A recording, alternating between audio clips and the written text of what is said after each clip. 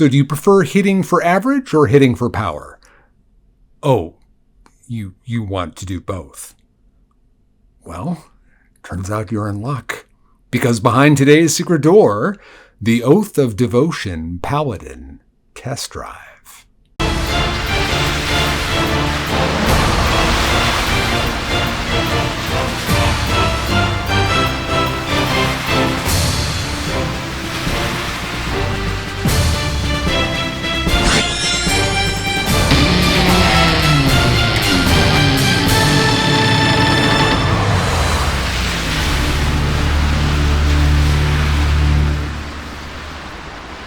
So behind today's secret door, the Oath of Devotion Paladin test drive. This is Secret Door, a channel devoted to in-depth discussion about Dungeons & Dragons, and my name is Matt Morich. All right, I have started a Patreon. If you're interested in supporting the channel, your help would be greatly appreciated and much needed. And many thanks to Marcelo and Doug for your support. The link will be in the pinned comment and in the description.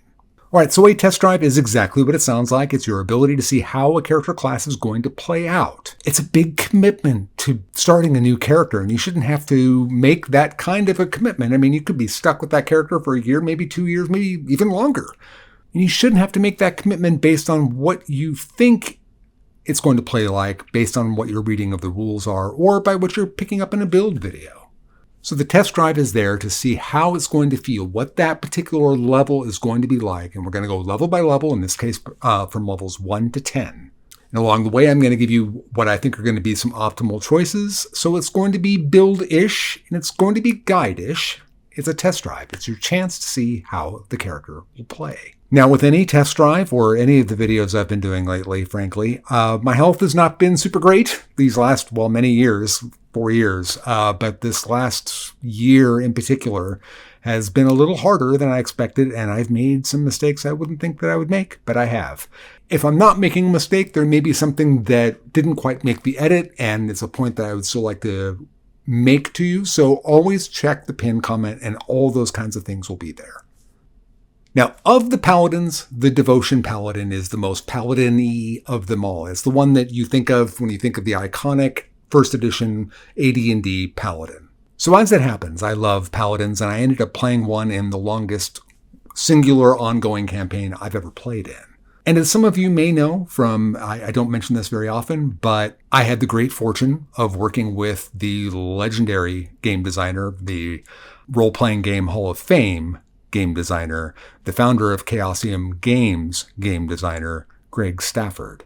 For a couple of years, worked very closely with him on projects, and it was amazing. These were projects for his beloved masterpiece, Pendragon.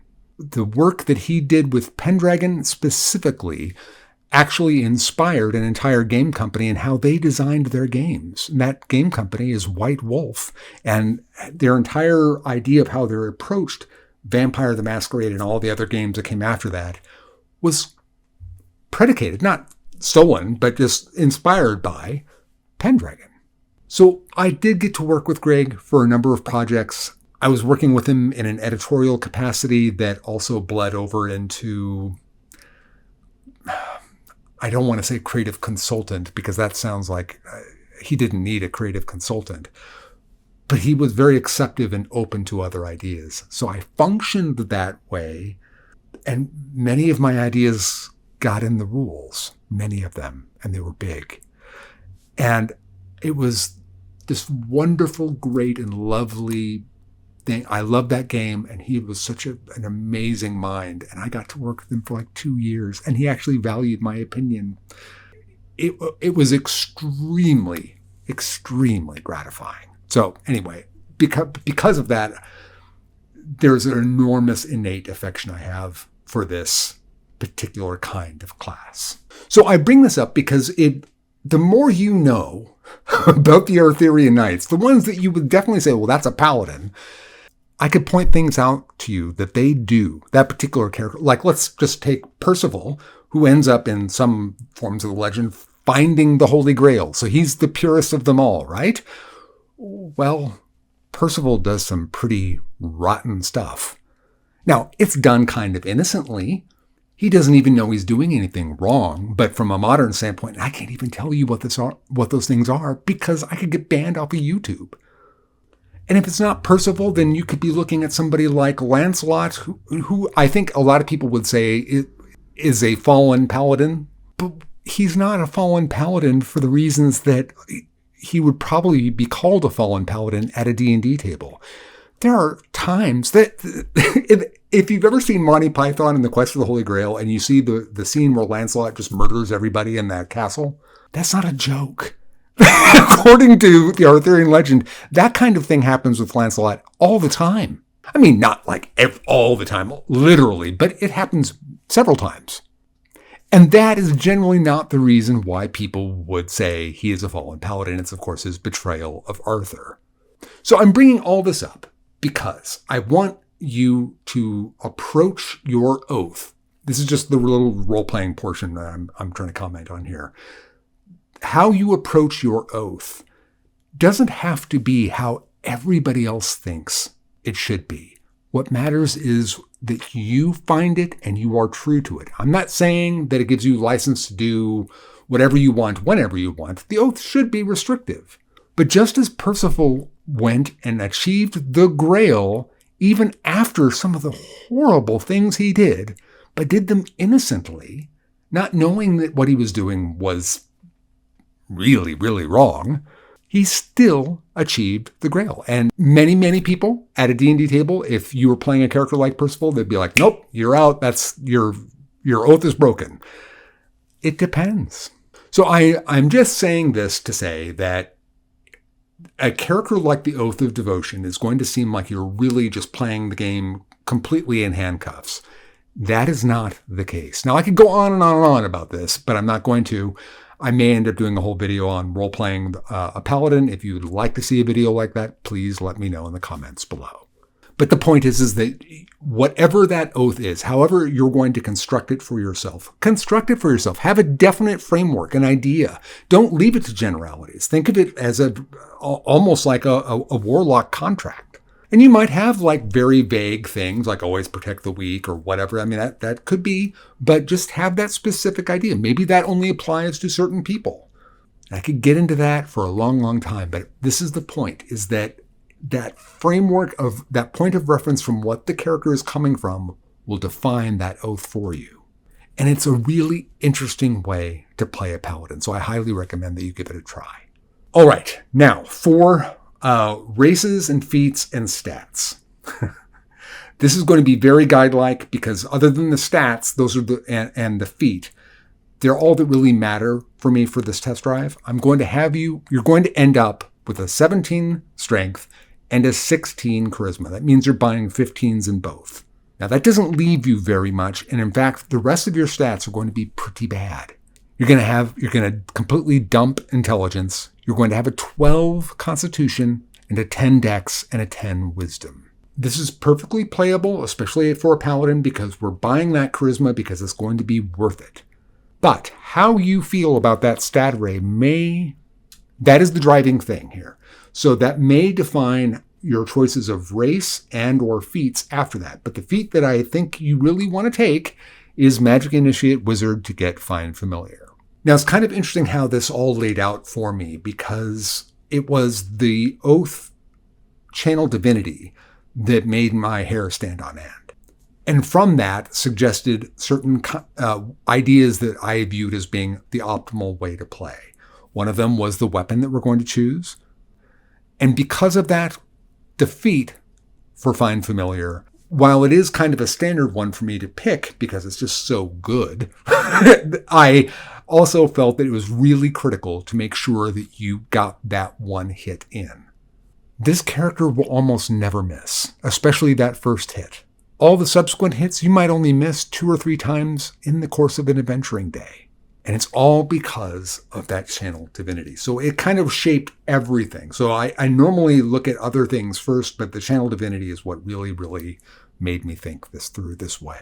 So with that in mind, having a 12 constitution is going to make a lot of you go crazy. And if that really alarms you and really freaks you out, then what I suggest you take is human and that you go ahead and take the tough feat. that would not be my choice. Now, I like playing a human, and you're also going to get an extra skill, and you're going to get the heroic inspiration, and there's something lovely about the most paladin-y of paladins having a heroic inspiration at their disposal every single day. But if your goal is to do lots of damage, and you are playing a martial character after all, so that has to be one of your primary goals, I think you're going to find that most paladins are going to have about a 14 constitution, so you're down 1 hit point at a level. Is that going to be that big of a game breaker for you? If you take tough, you're going to be much better off in terms of total hit points, but you just have to weigh all of those. I'm listing it because I think it's viable. It's definitely doable. It would not be my first choice. But in no point as I go through DPR in this test drive do I quote any DPR that is related to the race. So it's good enough that I don't have to mess with it. I mean, I think that you should. I think that you should grab one of the other two higher DPR choices that I'm going to mention here in a second. But you don't have to hit the numbers I'm going to quote you, and the numbers are top tier. So the other two that I really, really like is going to be one of the Goliaths. Now, you could approach the Goliath in a number of ways, though. The Fire Goliath obviously is the higher DPR option. Now, you get a nice suite of things that paladins can really use with a Goliath, any Goliath. You're going to get an extra 5 feet of movement. Now, that's going to be really useful. It's not going to be as important as often for the paladin because they're going to end up being able to get their steed, and how often you're going to use that will determine how often that 5 feet of movement is going to matter. But assuming, like normal campaigns, that the steed is there and not there, that 5 feet of movement is nice to have. Of course, you can get larger, and because your best power, other than your channel divinity in this case, is your aura of protection, that's going to make that aura bigger. Now, you can only get to be a large creature once in a day. So for the big fight, you're going to be able to project that aura in a much broader field. It'll affect 36 squares, but you would be occupying 4, so 32 squares of protection that you could offer. So that's a nice bonus. But the Fire Giant, of course, is going to be able to just drop a d10 of fire damage a number of times equal to their proficiency bonus on any given hit. Now, if you do that on a crit, you're going to be getting double that, and that's what you should be saving those for most of the time. And that will add up to a couple of points of total DPR throughout the day, and that's really, really great. The other one, of course, is the Dragonborn. Now, the other option that you can go with the Goliath is instead, like, let's say you wanted the defense because you're worried about that constitution. Then you could go with Stone Goliath, and you still get that movement, and you still get that ability to project that greater aura once in a day. But you're also going to get that ability to use your reaction to just do damage reduction. Now, in those scenarios, you're rolling a d12 and you're adding your Constitution modifier, which is only +1, but your average roll is going to be a 6.5, so you're looking at about 7.5 points of damage on average that you're going to just be able to take off the top. Now, let's just target 5th level as a nice average. If you have a proficiency bonus of 3, you're doing that 3 times. That number would mean that you are getting rid of 22 points of damage in a day. If you were to take the tough feat, you can get 10 extra hit points. And while I realize that those things aren't really quite the same, it's a big difference, though. And it's any damage. So it does correlate to hit points very nicely in that respect. The other option that I would strongly recommend is taking a look at the Dragonborn. Because of the weapon type we're going to be using, because of the channel divinity, the Dragonborn has a unique synergy to it. Now, I often don't recommend Dragonborn, but that synergy is rather undeniable. We're going to be taking the Great Axe and we're going to be using Cleave. Now, Cleave ends up being it isn't a bonus action when you get it. It is a action that comes as part of the attack action. Now, Cleave is doing another attack roll against a secondary target that's within 5 feet of a target you just hit. So it would qualify as you could sacrifice that Cleave attack to end up using the Dragonborn breath weapon. Now, by definition, if Cleave is going off, that means you're already in a pretty good position to be using the Dragon Breath because you're going to be hitting 2 targets. And if you've got those 2 in hand, there's at least a very good chance that there's going to be a third. 2 will be enough to make it worth using the Dragon Breath, but I would look at it on averages that you're going to get about 2.5 targets whenever this kind of thing would go off. Now, the nice thing here with the way that works is that you'll be getting the single target damage back from Cleave. The knock against Cleave is that it's doing that extra damage, but against another target. By twisting it back into the Dragon Breath, you are still applying direct damage to your primary target, and you're hitting that secondary target and possibly the tertiary target. So you would give up a little bit there, but you'd be gaining by hitting a second target and possibly a third target. So the Dragonborn is going to be an interesting choice. And of course, later on in levels, you're going to get the ability to fly. You'll get dark vision and a resistance. So with those choices, you have defensive options. If you want the human and you want to take tough, or if you want the tough feat, I should say, then go ahead and take the human and grab it. And you get, a lot of nice classical ideas of the human paladin. Very cool. Then, of course, the other defensive option would be for the Stone Goliath and, to a very small degree, the Dragonborn because of their resistance. And your offensive choices are the Dragonborn and the Fire Giant Goliath. But none of those are going to matter with the DPR that I'm going to quote to you. And the DPR is quite high. So you can sprinkle a little bit more on top with the Fire Giant and the Dragonborn if that's what you really want to do. And the tactical ability with the Dragonborn, or the ability to get big and have that kind of defensive quality with the Goliath, they're all really, really appealing. And it just kind of depends on your play style. And at first level, we're going to get Weapon Mastery and we're going to get Spell Casting. Now, of course, spellcasting is the best class feature in the game, and you get it at level 1, albeit you are a half caster. But you get that with Weapon Mastery, and that's a nice combo. Now, in addition, we get Lay on Hands, and Lay on Hands, particularly at this level, it's always going to be a great ability to have, but particularly at this level, it can be very, very, very, very useful. Lay on Hands gives you a pool of hit points that you can use and expend to heal with. That pool is 5 times your paladin level. So you'll have 5 hit points that you can expend now, but you don't have to use all of them. So let's say 3 of your comrades drop and the fight is now over and you have time to go lay on hands. You could give them each a point and get them back up on their feet, or however you want. And at second level, you'll have 10, and third level, 15, fourth level, 20, et cetera, et cetera, et cetera. So you can use it in a variety of ways. In addition, you can spend 5 points to remove the poison condition. So it's just a great ability overall. And of course, we get spell casting. So we're going to have now these are divine spells. So I'm not really going to worry too much about going through the every pick that is the best. I'm going to tell you the ones that I think are critical to take. Now, the other truth about the Paladin is that, spells are optional. You can use them. You're still casting a spell to smite now, but you understand what I mean, that you can be converting these directly into smites, but I am not going to go down that path with you. This character is going to do crazy good damage, and it's only going to smite 2 or 3 times a day, maybe a little bit more, but it's not even built into the numbers I'm going to show you at this point. Smite is awesome. It's great. It's really just there to get that extra reach to go and put that target down.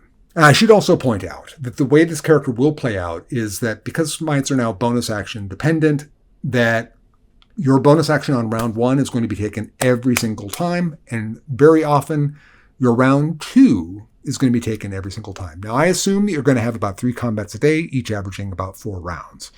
So with the first, that means you have 12 rounds of combat. So you're down to 9 bonus actions available if everything goes according to Hoyle. And you'll have a couple more for another spell that you won't have to cast every single combat because it's got a longer duration and you don't have that spell until level 5. So we'll get there.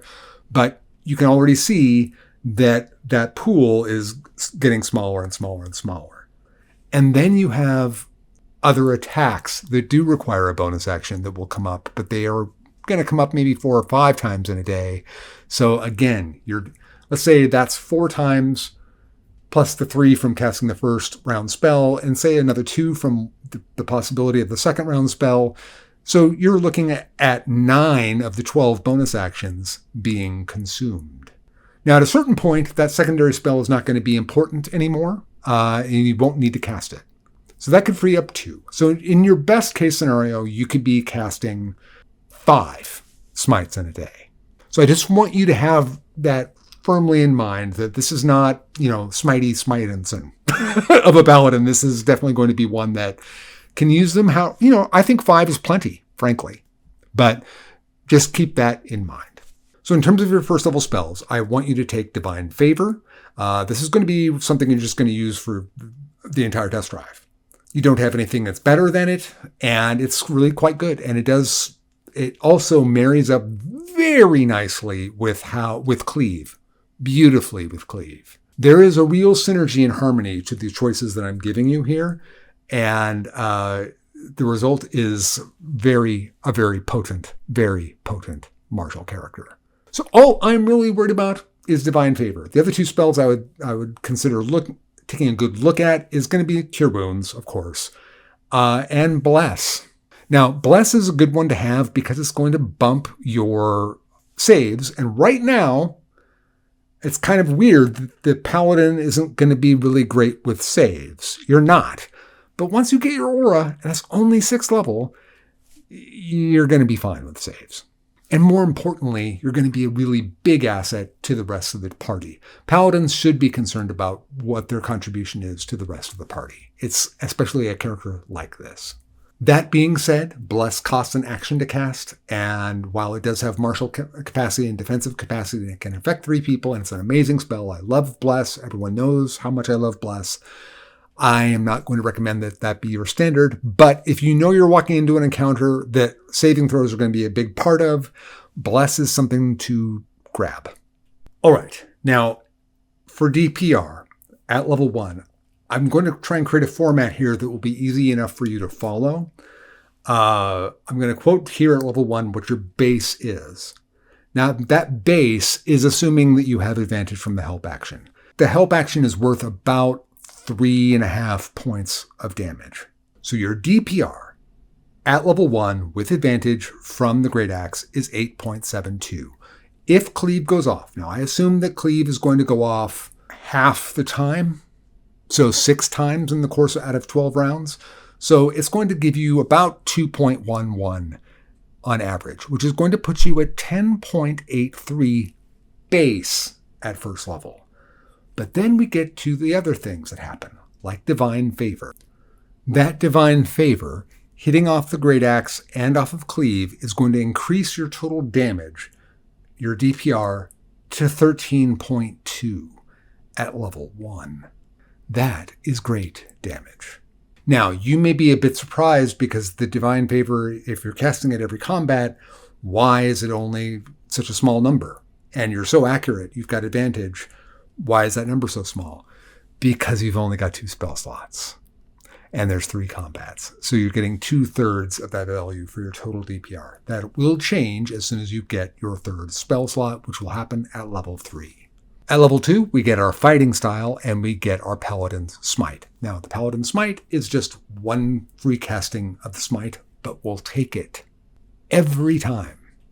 So it'll just do 9 points of damage on average, or double that if you do it on a crit, but you have to have a bonus action available to do it. So if you are using it, the Smite, in a non-crit situation, just that one use of a Smite, because it hits 100% of the time, right?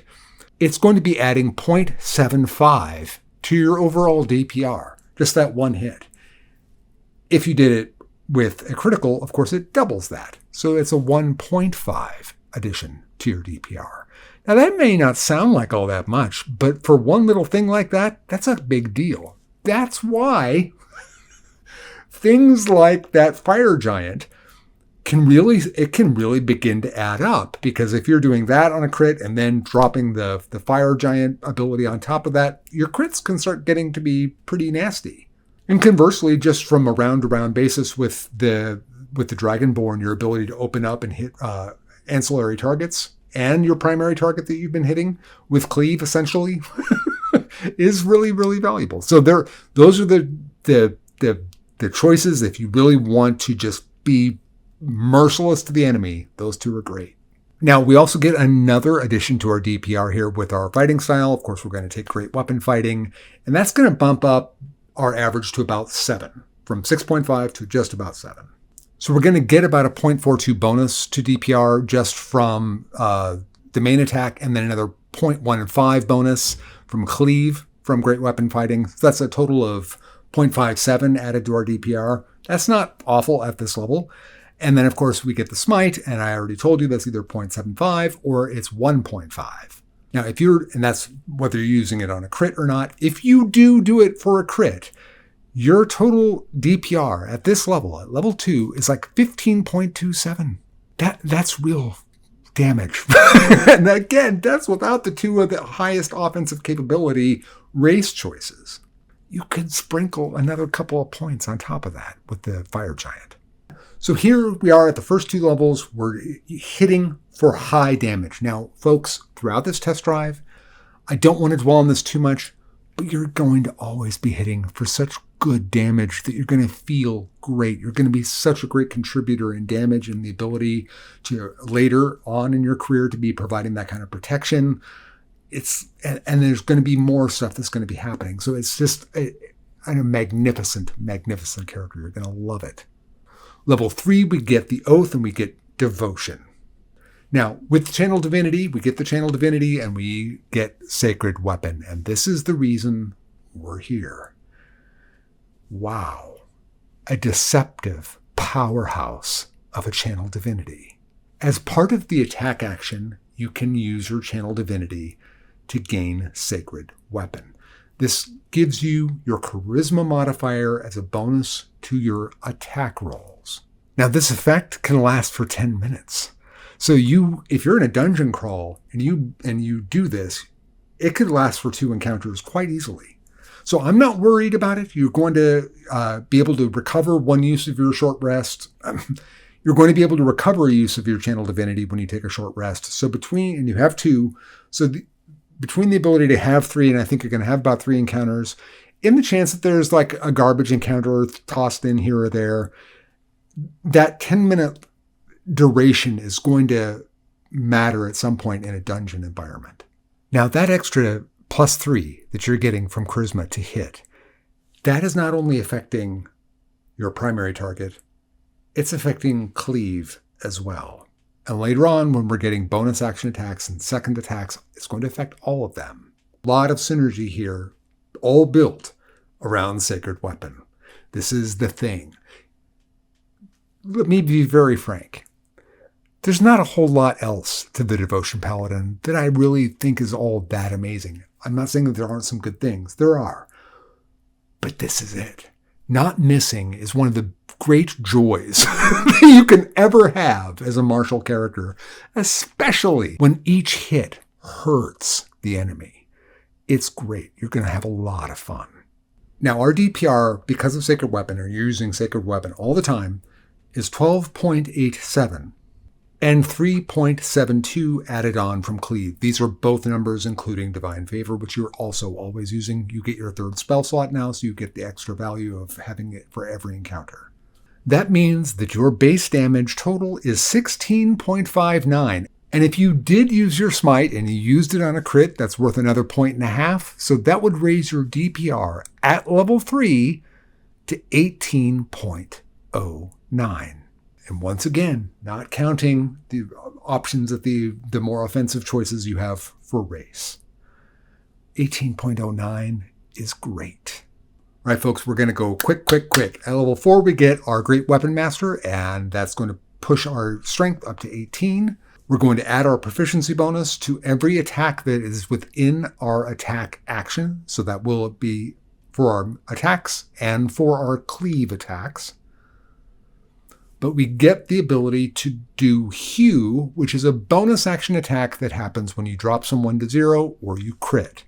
Those will not get that extra damage. So this is going to be a huge bump in DPR. Our DPR here at base with Divine Favor is 15.67, and with the Cleave is going to be 4.55 with Divine Favor. That brings us to 20.22. But wait, there's more, because Hew should Because Hue should trigger about 4 times, I would say, from dropping people to critting, and excluding round 1 where you've already got your bonus action completely accounted for. Hue should be triggering it about 4 times in an adventuring day at 3.52 in damage, which is going to actually make our DPR total to 23.74. But wait, there's still more, because you can smite. And if you are crit smiting with that Paladin Smite, you're bumping it up another 1.5 to 25.24 at level 4. And once again, you could sprinkle on top with the Fire Giant Goliath or with the Dragonborn. At level 5, we get many things. We get our second level spells. That's a big deal. We get extra attack. Really big deal. And we get Faithful Steed. Faithful Steed is going to allow us to always cast Find Steed once a day without expending a spell slot. It's kind of like the Paladin Smite in that respect, but it's way better than that feature because Faithful Steed doesn't have a duration. So if you cast it on one day and you never lost the steed, you've got it until you lose it for whatever reason. And on those days, you're going to be able to cast it again and get it right back and not even have to spend a spell slot to do it. Now, I'm going to suggest there are 3 types of steed you can take. You can take Celestial, Fiend, or Fey. They're all pretty decent in their abilities because they all get a specific ability based upon which spirit you select. I'm going to tell you that 99 times out of 100, you should take the Fey. That Fey steed has essentially a bonus action Misty Step.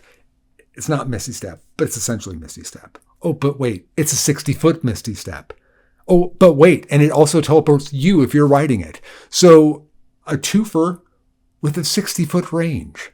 Now, the reason why I say 99 times out of 100 is if all you used the steed for was just for that, it would be totally worth it. So I'm not going to be putting the steed into the calculations at all, but you should be using it as much as you possibly can.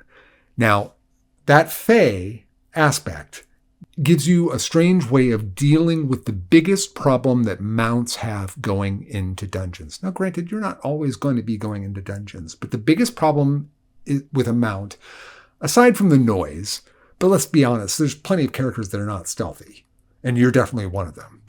You're not stealthy. So there is that problem with stealth, but the biggest problem, the reason why people don't traditionally do this all the time in dungeons, is because you're invariably going to come across some place that you can't navigate that steed.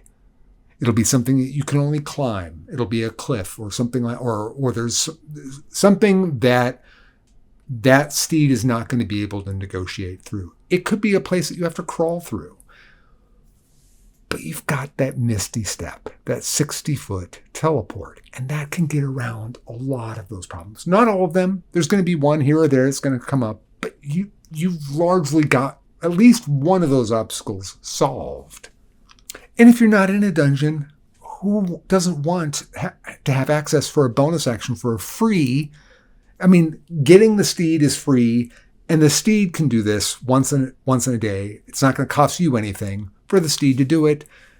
And it's a 60-foot Misty Step. So it's something that nobody else can do, and you're getting it here at 5th level. And that's fantastic. Now, the other two, Fey and Celestial, they're good. They're fine. Give me that. Give me something that nobody else can do almost any day of the week if that thing is already useful. And if it's even better than anything else like that, that's why one of the reasons I love Pact of the Chain. Familiars are great. Super familiars, way better. So I don't want to oversell the steed, but I don't want you to overlook it. It's a fantastic ability. All right, so we get extra attack as well. Obviously, extra attack is amazing. But we also get our second level spells. We get our oath spells. We get aid. And we get Zone of Truth. Aid is obviously a great spell, but we're going to pretty much be using Magic Weapon, which is on the normal Paladin spell list. However, you're now a 5th level character. The chances are very, very, very, very high that you'll already have a Magic Weapon. But I'm going to count the DPR as if you have to cast it. So I want you just to remember that the numbers I'm going to quote to you are this is the minimum, because anything if you already get a magic weapon at this point, from this point forward, your second level spell slots are available to either smite with or use like for aid or things like that. So this is kind of the worst case scenario, but the magic weapon for a character like this, you may think, well, you're already hitting and all that. Yeah, but it just makes everything even better. So the damage is just going to go up and up and up. So this is the worst case scenario, believe it or not, because here the numbers just go crazy. Okay, so your base damage with 2 attacks, with Divine Favor, with advantage on one attack and not on the other, and magic weapon running, is 32.04 base. That's just that part. Then you get to cleave. That adds 5.63. Now again, cleave, I'm only figuring going off half the time. That I think is the bare minimum. So it could be better than that. Then you figure another 3.75 coming in from Hue. If you then address smites, you've got the Paladin Smite, and then if you use another, you have 4 first level spell slots now. So if you used one of those for a smite, a first level smite, that's going to add, and you did them both with crits, that's going to add another 3. That puts your DPR at level 5 at 44.42. That is elite damage with a capital E. It might be an all-capped elite damage dealer. 44.42 at level 5. And again, that's without the sprinkles on top of the Fire Giant or the Dragonborn could do. It could be higher. And it could be higher because Cleave goes off more often or Hue goes off more often. So yeah. And there's things that could go wrong. Maybe the help action doesn't work out quite the way or whatever. It should come out to this or probably a little bit better. And again, one thing that's almost certain is that you will have a magic weapon and you're not having to spend your second level spell slots on it. So if those went into smites, those are another 3d8, and you have the bonus actions to do them with at this point. And if you already have a magic weapon that you got through play somehow, then that means you don't have to cast the spell. So not only do you have the spell slots available to smite with, you have the bonus actions available to be able to use to smite with. So yeah, it could be better. So if those, just to give you a point of reference here, if you did do both of those are 3d8 smites. Let's just say you just tossed them in on normal. Those are doing 13.5 on average. So that's 27. So that's a little bit over 2 more points onto the DPR here at this point. Yeah, things, and of course you probably want to use those on crits, and that means that they're even worse. So yeah, the damage could be even higher than what I'm quoting you here, and probably will be. All right, level 6, fantastic level for any paladin. You get your Aura of Protection. It's going to give you and your allies your charisma modifier in saving throws. So +3 to everything. So now defensively, you're in a great position and your allies are in a great position. Your DPR remains the same and you are rocking and rolling, and it's pretty much coasting from here on out. Level 7, you get the Devotion Aura. The Devotion Aura is not really all that great on the face of it, but it's kind of strangely like Sacred Weapon. Sacred Weapon is fantastic, but it only seems like, oh yeah, that's nice, until you actually see the math of it. I never thought Devotion was going to hit these numbers at all. I thought it'd be good. Paladins are good damage dealers, but this is elite because of hitting that often. I mean, you're when you're not hitting with advantage, you're still hitting at an 80% chance to hit against the curve. That's crazy. That's almost what advantage is for most normal characters, and that's just normal. You're hitting at 95 when you have advantage. And you're only hitting at 95 because it's pretty much harder to get anything higher than that. So your aura is now going to make you immune to the charmed condition. That doesn't sound all that great, except when it is. The charmed condition is the baseline condition for a lot of things that you do not want to happen to you ever in Dungeons & Dragons. And the fact that it's not just you, but it's your party, means that one of the worst things, one of the worst cards that the DM can throw at you, you can just go, nope. And then if they are charmed and they enter the aura, the charm condition ends. So again, nope. So it doesn't sound all that great until it is. Then at level 8, of course, we get our ASI, and we're just simply going to put our strength to 20, and that's going to bump our DPR just a tad. That extra point is going to basically translate into 2.55 in extra DPR per round, and that will put us to 48.47. Now again, remember, this is the lowest possibility. I'm not accounting for the other smites and all that type of stuff. Those just get added on. If you went with the racial choices that are more offensive, you can add those on top of it.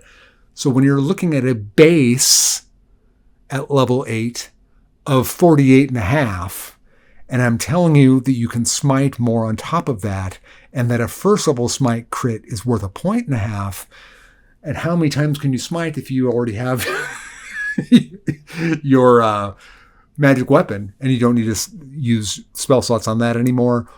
And or if you took one of those racial choices, yeah, you could be looking into the early mid-50s very realistically. It's crazy. That's crazy at level 8. Now, this is kind of pretty much as good as it gets, other than having more and more smites on top of it. You're going to get your 3rd level spells here in 9th level, and we'll just go right now to 9th level. You're going to have your 3rd level spells. There's nothing in there that I am going to tell you to take as a must-have other than Revivify. It's that spell that is the emergency, and in case of emergency break glass spell, you need that spell. If it's on your spell list, you need to take it. 9th level is perfectly reasonable for you to have it. There's other nice spells. It depends on how you want to do it. Crusader's Mantle is one of the... it could theoretically be a crusher of a spell, but it kind of depends. Or you could just use them for smites. Or save one of your 3rd level spell slots for sure to use Revivify. You also get Abjurer Foes. Your channel divinity is going to be Sacred Weapon all the time. But it's a nice option to have. It's a nice power, but I would just pretty much always just be shoving it right at Sacred Weapon. And then finally, at level 10, you have Aura of Courage added on to the aura. So now the Frightened condition, which is one of the other conditions that will happen actually pretty commonly in D&D. I think it's far more common for that to happen than Charmed. But that kind of depends on the DM. Some DMs really love messing with characters' minds all the time. Some want to save it to be very, so that it's very unexpected and it's a little bit more devious. But the Frightened condition is just a straight line debuff, and you can just go, nah. Mm-mm. And anybody that enters your aura that has the Frightened condition, not anymore. So yeah, a character that hits this hard, this consistently throughout your entire career. I've done a lot of these where people do pretty good on damage and there's a dip and then they build back up. This one just goes like that. Now, at about 10th level, you are doing something in the mid-50s. Does it have to get much better than that? I don't think it really does. And of course, these numbers could all change as they could with all characters with different kinds of magic items and weapons that you get, et cetera, et cetera, et cetera. But from the base class and what you can expect from it, these are top tier numbers. Only the Berserker have I seen that can flat out project to hitting way higher. Now, there's a lot of Armor of Agathis manipulation that you can do that can hit up insane numbers, but you won't know that you can hit those that realistically. But 50-something, this realistically, repeatedly, it's hard to do. And you're doing it. And it's because you get Sacred Weapon. What an amazing, amazing power. I never would have thought it was that good. Who says good guys finish last? It sounds like a really great character to play. All right. Well, that's all I've got. If you enjoyed the video, please like, please share, please subscribe. And if you're stuck and you don't know where to go, you can always search for a secret door. Until next time, I cast Bless on all of you.